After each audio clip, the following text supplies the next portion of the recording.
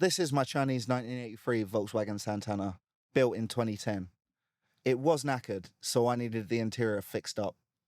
In this episode of the Project Santana series, I'm going to show you how I got this car renovated and what my influences on the aesthetic design were. Let's get into it.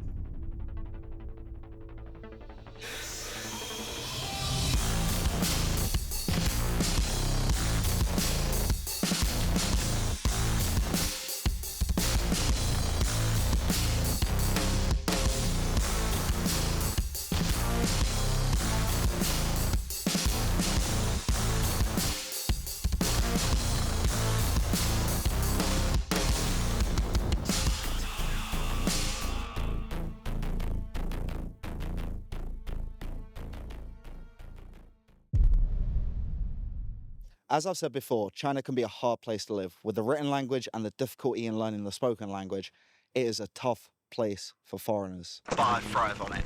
This place made me who I am. Maybe I'll talk about it another time. I also said knowing the right people can get shit done. It also leads to some pretty interesting places in life. This ain't an example of that.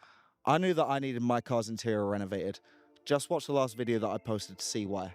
Now, of all the people that I do know, I don't think there's anybody that could give me contacts that could actually help with this. So, being 2025, I turned to the internet, this side of the Great Firewall. First, I hit up Taobao. I knew that the look and feel of the electronics and furnishings in the vehicle were going to define the aesthetics and atmosphere. I started with what was already broken: the CD player, the lights, panels, buttons, switches, handles, etc. Then some parts that would define the look of the cabin. Then, to find a refurbishment business, I took to Xingyu, which is kind of like Facebook Marketplace for a nation without Facebook. I fucking love it here. I shot out some messages to vehicle interior renovation businesses across the city.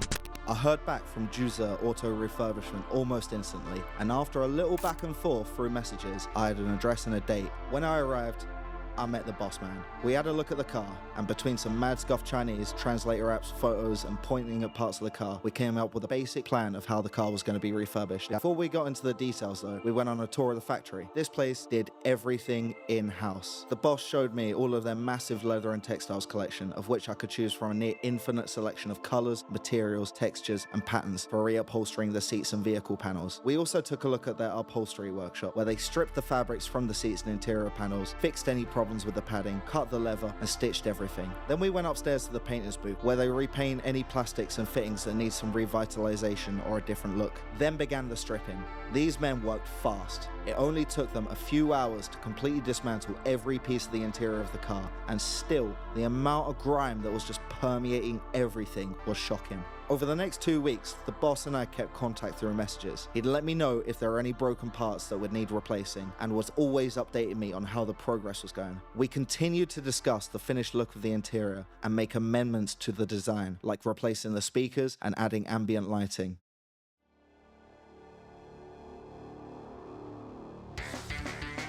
I am not going to talk about the philosophy of Cyberpunk. We could do that later. Let's just explore what makes something look cyberpunk. So I'm going to go into this with zero research and absolutely no fact checking. Just wild assertions and leaps in logic that I think make sense. We've all played 2077, right?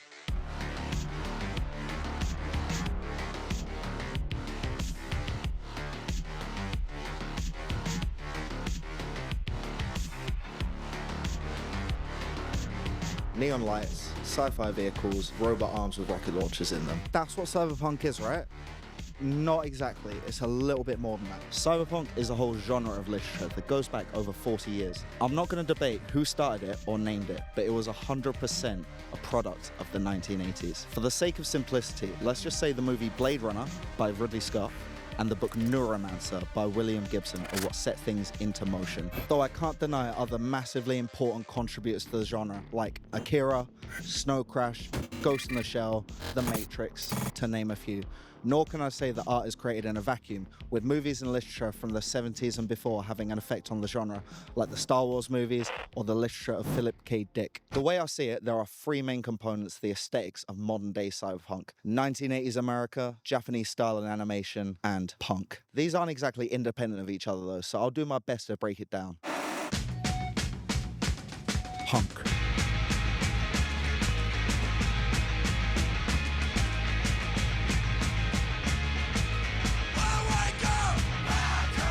shit started in 1977-ish. Maybe it was British, maybe it was American, but who cares who started it? I don't know who started it, I don't give a fuck.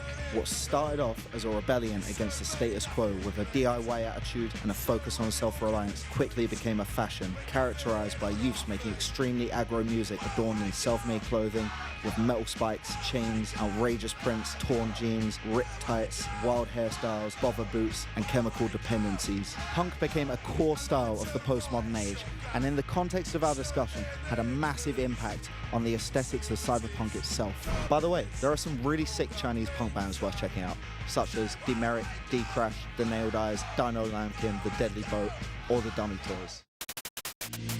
Japanese animation has undoubtedly influenced the modern cyberpunk aesthetics, with anime like Ghost in the Shell, Cyber City 08008, Cowboy Bebop, Bubblegum Crisis, Akira, and many more.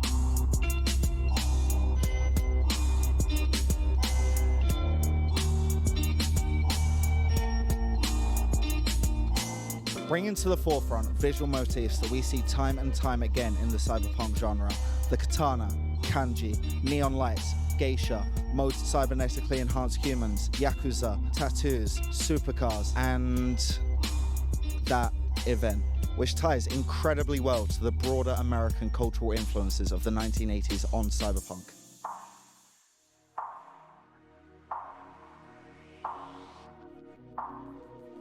The 80s in America had a boom of Japanese pop culture influence, with mass import of Japanese goods like electronics, vehicles, and video games. Karate became incredibly popular in malls across the country, and minimalist Japanese art started to influence artists like Patrick Nagel, whose artwork would soon come to adorn the hair salons of said malls. American fashion contributed to the look of cyberpunk, with the embrace of new materials like spandex, neon clothing, and the boldest of makeup, most prominently seen worn by the musicians of the time, like Cyndi Lauper, Blondie, or Boy George, who also extensively used the synthesizer, which became the sound of the 80s. So how do these elements come together to form a cohesive cyberpunk aesthetic? The look of 80s sci-fi cinema and golden era anime sets a foundation for the surface level design language of cyberpunk, the blinding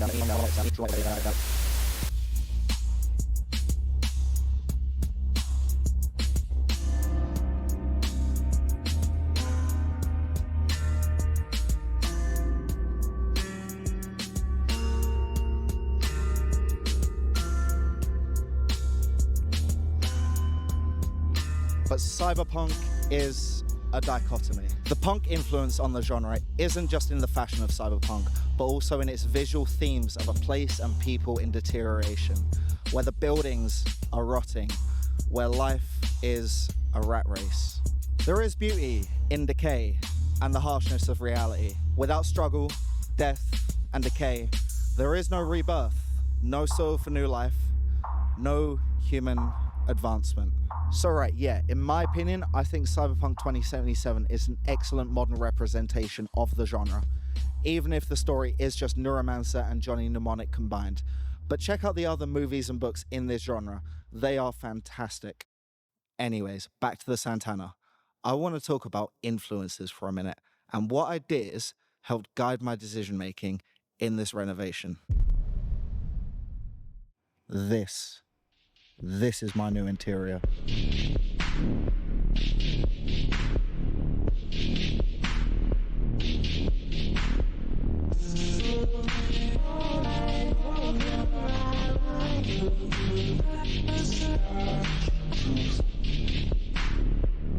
When I watched Blade Runner 2049, the scene that really stuck with me was one of the final scenes in the movie, where Officer K was flying over the ocean and fighting in the waves. I chose a black vintage leather for the dashboard, headliner, body panels, trim, and seats, because of the way it catches the light like an ocean at night. The stitching on these parts was kept minimal with black thread. The seat stitching pattern was directly inspired by a 1983 Porsche 911 SC, and when reupholstered, the original Santana seat stitching was modified to resemble the vintage sports car.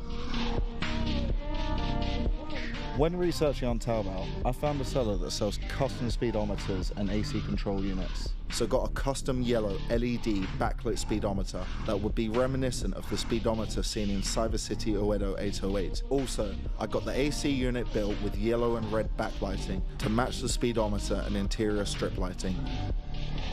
The AC unit was also moved to where the ashtray and cigarette lighter used to be, as those features weren't necessary anymore. Beneath the steel trim of the dashboard and door panels, I got RGB ambient lighting installed, which I only keep set to one color. While Blade Runner-esque, these lights were more inspired by the cockpit of a different 80s sci-fi cultural icon, Star Wars, and more specifically, the cockpits of the Empire TIE fighters.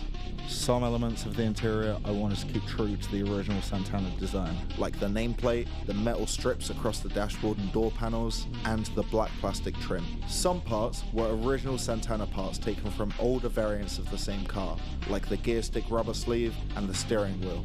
I felt that altering the interior too far from the original design would have been excessive, so I kept the modifications subtle. Other parts of the interior design had nothing to do with media influences or the original design of the car, but was to modernize the vehicle and make it more functional.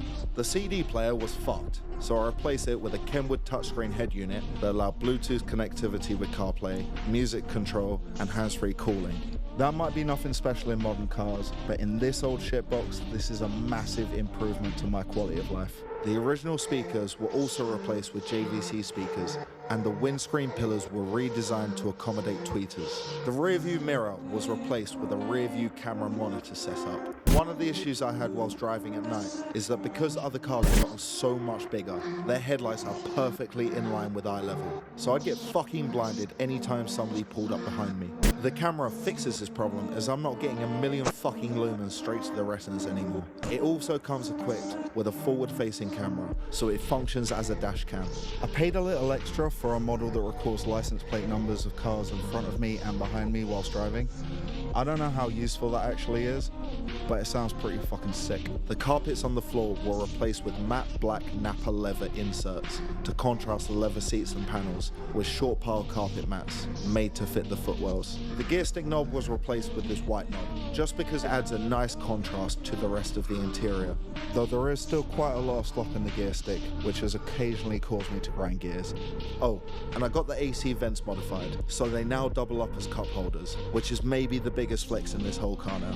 Finally, I got those stickers removed from the windscreen. Big improvement. How much? The total cost of the renovations was 15,000 kwai. So after the initial cost of the car for 8,000 kwai and the cost of repairs, puts this car at a rough total of about 35,000 kwai at this point. Alright, so I am not sure where this project is going to go. This video should be a good indicator of the direction that I want to take these renovations.